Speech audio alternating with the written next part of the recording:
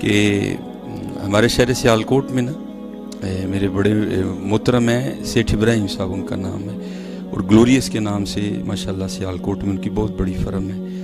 تو جو ان کے والد صاحب تھے نا وہ حضور پیر سید نصیب علی شاہ صاحب کے مرید تھے رحمۃ اللہ تعالیٰ. تو بڑی غربت تھی اس گھرانے پہ، میں نے تو دیکھا نا، بڑوں سے بھی سنا.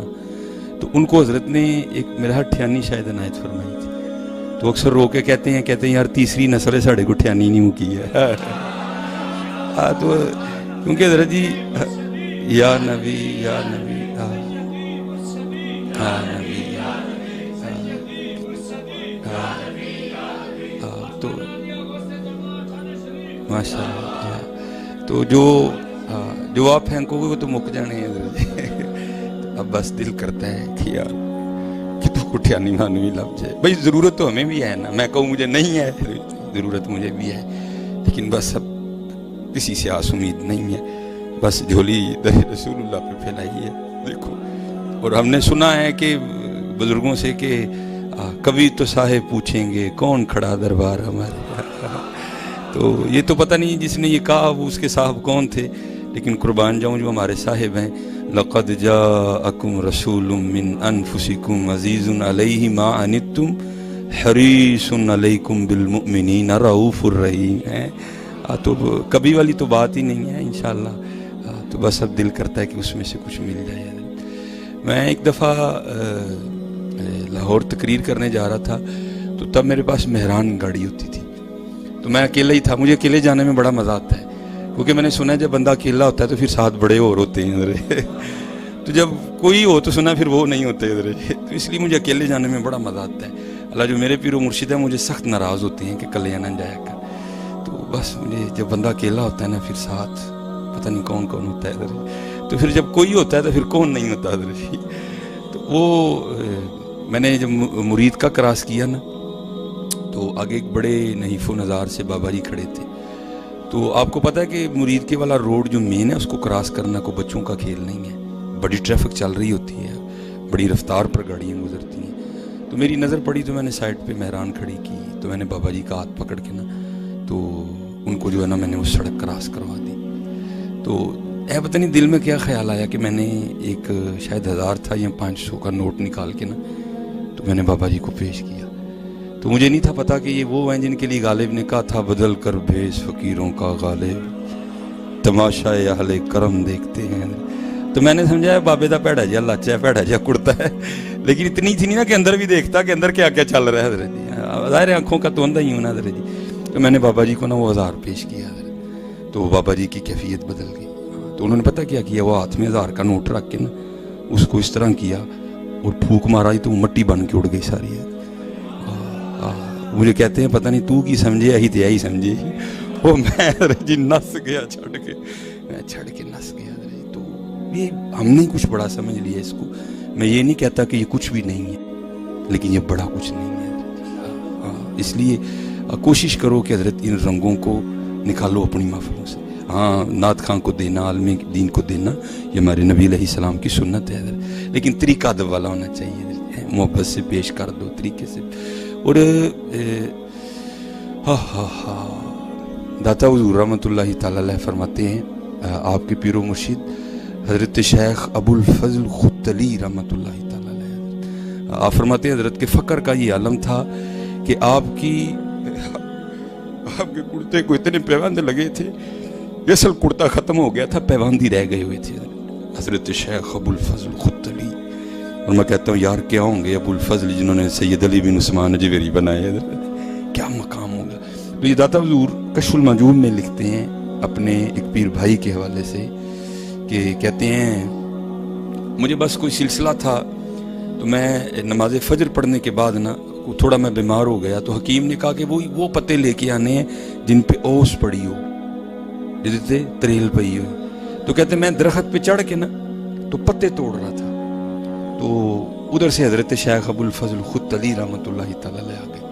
تو ظاہر حضرت جی اگر آپ بھی درخت پہ چڑھے ہوں اور حضرت تشریف لے آئے ہیں تو آپ نے بھی چھپنا ہے کہ حضرت صاحب نے کہنا ہے یہ تو سرے سرے درخت پہ چڑھ کے کی کرنے ہیں. تو کہتے میں نے بھی خود کو پتوں میں چھپایا کہ حضرت مجھے دیکھ نہ لیں. لیکن کہتے جب حضرت میرے قریب آئے نا تو میں نے حضرت کی آواز سے جان لیا کہ حضرت اس وقت اپنے حال میں نہیں ہے. سیو نہیں میں رانجا سدو ہیر نہ کھو کوئی رانجا رانجا کر دی میں آپ پہ رانجا ہوئی. کہتے ہیں میں سمجھ گیا کہ اس وقت ہیر نہیں ہے, اس وقت کچھ اور ہی ہے. اچھا کہتے ہیں جب حضرت میرے قریب آئے نا تو حضرت کی یہ آواز میرے کانوں میں پڑی.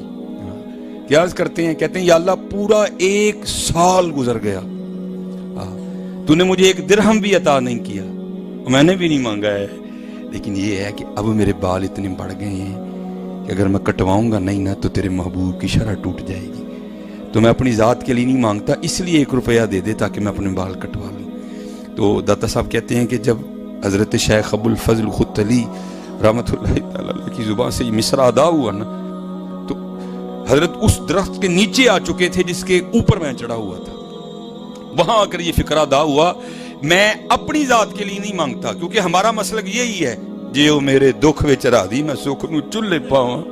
ہاں حضرت مولا علی مشکل کشا رضی اللہ تعالیٰ عنہ کوفے کے بازار میں تلوار لہراتے ہوئے پوچھ رہے ہیں ہے کوئی علی سے یہ تلوار خریدنے والا؟ اگر علی کے پاس اپنا تیبند خریدنے کے پیسے ہوتے تو علی کبھی یہ تلوار نہ بیچتا حضرت. ہاں کیا حضرت پیسے نہیں تھے؟ کلما دخل علیہا زکریا المحراب وجد عندہا رزقا قال یا مریم انا لکی ھذا قالت هو من عند اللہ ان اللہ یرزق من یشاء بغیر حساب. اگر حضرت مریم کے لیے پھل آ سکتے ہیں تو کیا مولا علی کے لیے تیمد نہیں آ سکتا؟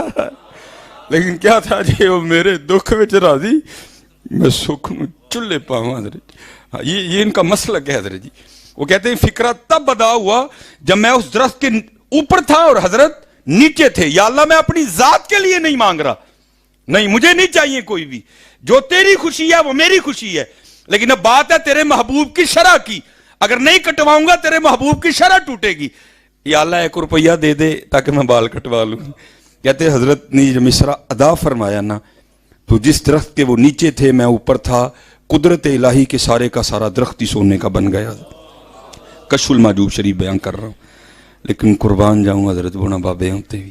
آپ فرماتے ہیں حضرت نے ایک پتا توڑا درخت سے نا, ایک پتا توڑا اور پتا ہاتھ میں لے کے آسمان کی طرف منہ کر کے عرض کرتے ہیں ہن اسی منہ کو گل بھی نہیں کر سکتے اور وہ پتا پھینک کے چلے گئے. حضرت جی نکلو یار نکلو اور اپنے بڑوں والا رنگ لے کے آؤ یار, لوکاں دے دیتے مک جاندے جو خدا دی قسمیں مک جاندے. آؤ ہن چولی در رسول اللہ تے پھیلائی. حضرت ہاں منہ بھی لوڑ ہے حضرت جی, مجھے بھی ضرورت ہے, میں نے بھی گاڑی بڑی کرنی ہے اپنی, لیکن اس طرح نہیں کرنی میں نے کوئی بھی. ادھر سے کوئی امید ہے کوئی لب جائے حضرت, اور چھوڑو یار یہ لالچ کا دامن, گولی مارو ان سارے معاملوں کو. ایک باری میں پڑھا میں لاجپالاں دے لڑ پھر کیوں نہیں موڑتا, تھلے بہ پائی اپنی تھدی اپنی جیب وچ رکھ. یار ایک بات کرو, میرے پلے بھرے رہندے بھائی, اس کو کہا نیچے بیٹھ ہوئے, میں حضور کا نام لے رہا ہوں, چپ کر کے نیچے بیٹھ, اپنے پاس رکھ اپنی تھدی. آتے ہیں حضرت ادھر سے کیوں نہیں آتے یار؟ دیکھو یار سارے کافر ہمارے خلاف اکٹھے ہو گئے, ہم نے کب بیدار ہونا یار, کدوں اٹھنا ہے ایسی ہوں حضرت. اور خود نہیں اٹھا جاتا حضرت, وہی اٹھتا ہے جس کو حضور اٹھاتے ہیں حضرت جی. ہاں میرا ایک دوست مجھے کہنے لگا جی تسی سنی جہاد نہیں کرتے. میں نے کہا ہم یہ چندوں چندوں سے جہاد نہیں کرتے. خدا کی قسم جس دن ہمیں مدینے سے آرڈر آ گیا نا تو ہم نے کشمیر فتح کیے بغیر نہیں آنا, یا وہاں ہماری قبریں بنیں گی یا کشمیر فتح کر کے آئیں گے.